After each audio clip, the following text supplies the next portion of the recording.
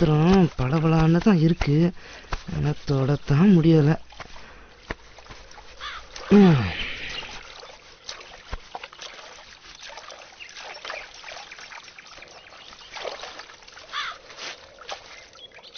என்ன என் மேல கோவமா?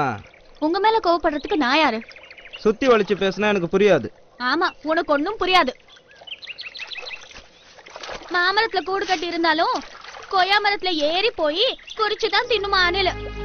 பாய் விரிச்சு பந்தி போட்டு விருந்து வைக்கலான்னு சோறு பொங்குனா ஆக்கு பொறுத்த மனுஷன் ஆற பொறுக்காம எச்சி சொத்த தின்னவன் கிட்ட நான் என்னத்த பேசுறது?